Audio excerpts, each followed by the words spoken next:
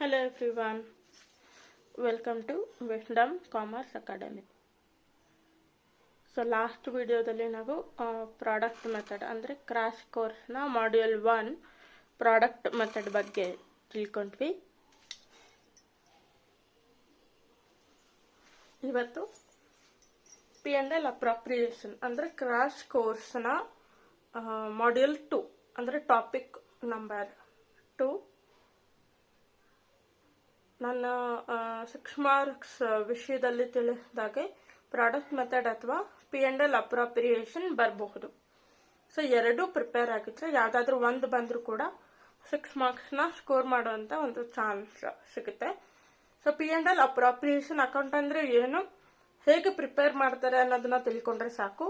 2 mark question ಕೊಟ್ಟಾಗ ಅದ್ರ explanation ಅಂದರೆ 2 ಮಾರ್ಕ್ಸ್ಗೆ ರಿಕ್ವೈರ್ಮೆಂಟ್ ಇರೋ ಎಕ್ಸ್ಪ್ಲನೇಷನ್ ಬರೆದು ಫಾರ್ಮ್ಯಾಟ್ ತಿಳ್ಕೊಂಡ್ರೆ ಸಮ್ಸ್ ಕೂಡ ಮಾಡ್ಬೋದು. ಸೊ 6 to 8 ಮಾರ್ಕ್ಸ್ ಇದರಿಂದ ಸ್ಕೋರ್ ಮಾಡೋ ಚಾನ್ಸಸ್ ಇರುತ್ತೆ. ಸೊ ಅಪ್ರಾಪ್ರಿಯೇಷನ್ ಅಂದ್ರೆ ಏನು? Distribution of what? Profit and loss. Partnership firm start ಆಗೋದೇ ಮೇನ್ ಇಂಟೆನ್ಷನ್ ಅದೇನೆ. ಯಾಕಂದ್ರೆ ಒಬ್ಬ ಪಾರ್ಟ್ನರ್ ಎಲ್ಲ ಲಾಸಸ್ನು ಬೇರ್ ಮಾಡೋಕ್ಕಾಗಲ್ಲ, ಹಾಗೇನೆ ಎಲ್ಲ ಪ್ರಾಫಿಟ್ನು ಅವನು ಸರ್ಕ್ಯುಲೇಟ್ ಮಾಡೋದಕ್ಕೆ ಸಾಧ್ಯ ಆಗೋದಿಲ್ಲ. So in order to distribute the profit among the partners who are all present in the partnership firm, we prepare P&L appropriation account. So it is an mere extension of profit and loss account where it is prepared to distribute the profit among the partners. P&L appropriation ಅಂದ್ರೆ ಏನು ಅಂತ ಕೇಳಿದ್ರೆ answer ಅದು. Okay, it is an merely extension of P&L account where it is prepared to distribute the profit among the partners. ತುಂಬಾ ಜಾಸ್ತಿ ಏನು explanation ಕೊಡೋದು ಅಂತ ಏನು ಬೇಕಾಗಿಲ್ಲ, ಸಾಕು. 2 ಮಾರ್ಕ್ಸ್ಗೆ ಅಷ್ಟು ಬರೆದ್ರೆ ಸಾಕು, 1 ಮಾರ್ಕ್ಸ್ಗೂ ಕೂಡ ಅಷ್ಟು ಬರೆದ್ರೆ ಸಾಕು ನಿಮಗೆ. ಸೊ P&L ಅಪ್ರಾಪ್ರಿಯೇಷನ್ ಅಕೌಂಟ್ನ ಫಾರ್ಮ್ಯಾಟ್ ಈಗ ನಾವು ತಿಳ್ಕೊಳ್ಳೋದಕ್ಕೆ ಹೋಗ್ತಾ ಇರುವಂಥದ್ದು P&L ಅಪ್ರಾಪ್ರಿಯೇಷನ್ ಅಕೌಂಟ್ನ ಫಾರ್ಮ್ಯಾಟ್ ಹೇಗಿದೆ, ಯಾವ ರೀತಿ ನಾವು ಬರಿಬೇಕು ಅನ್ನೋದನ್ನ.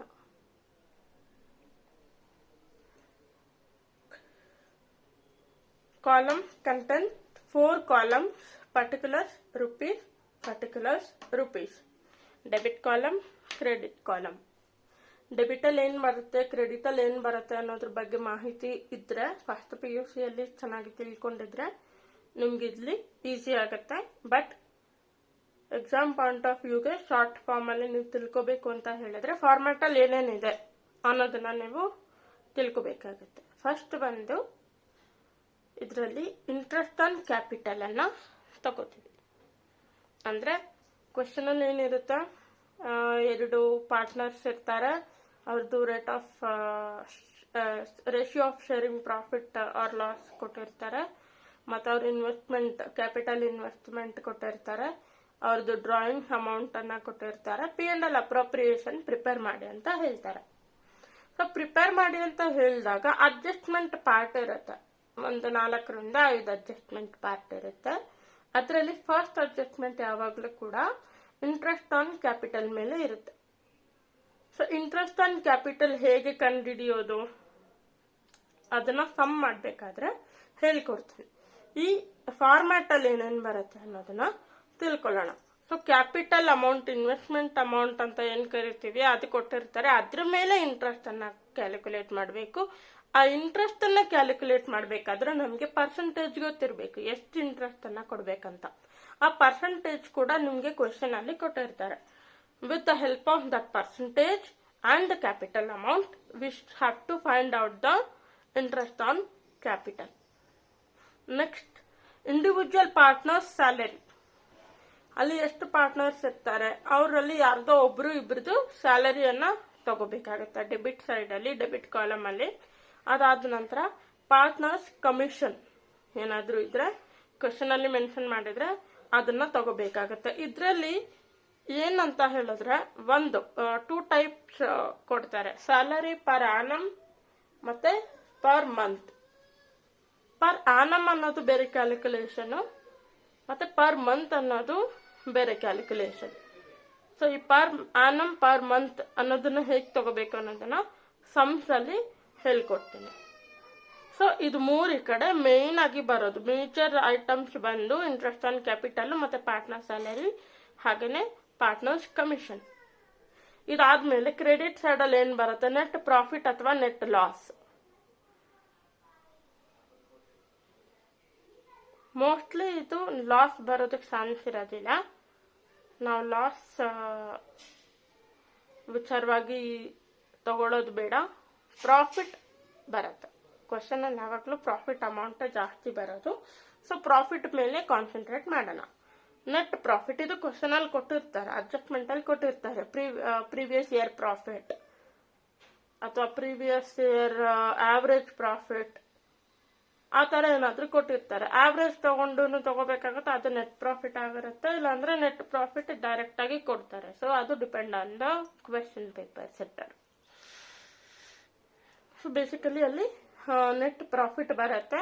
ಅದಾದ್ಮೇಲೆ partners interest on drawings amount ಅಲ್ಲ, it is they are saying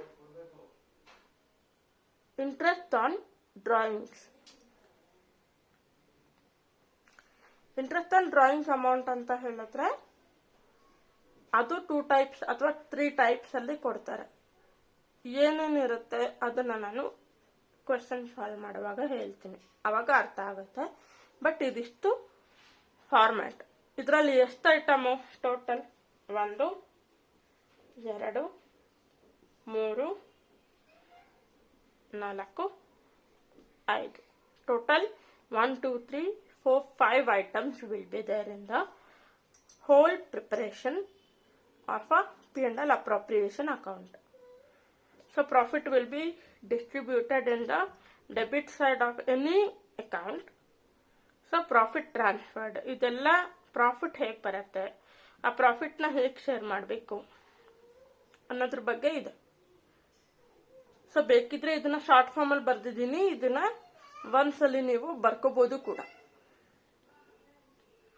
okay, so ಇದಿಷ್ಟು P&L appropriation format and meaning, short meaning.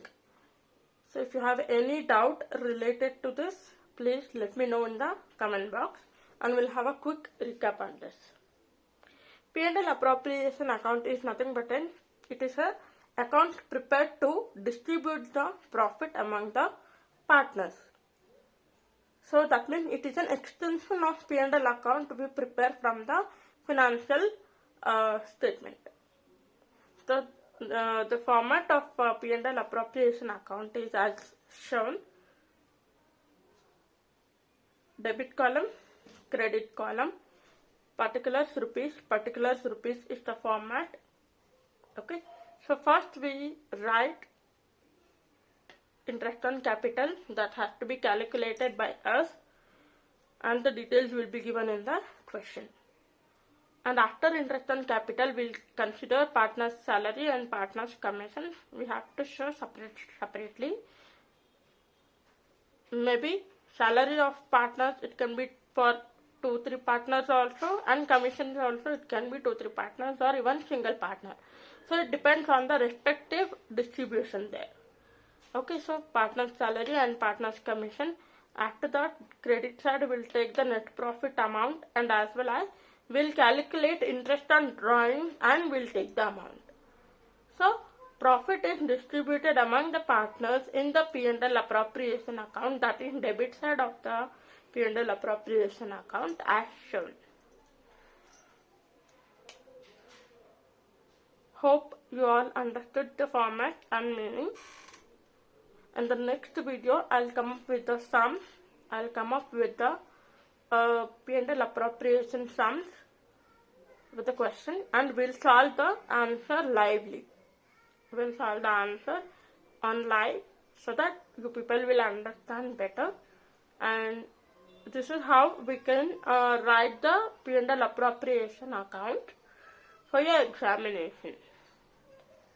And this is not only for the crash course students, also for regular students. Regular students also can watch these videos. So if anyone has not subscribed to our channel, please do subscribe and click on the bell icon so that you'll get the latest updates on the videos. If you have any doubt on this particular topic, you can let me know in the comment box. Thank you.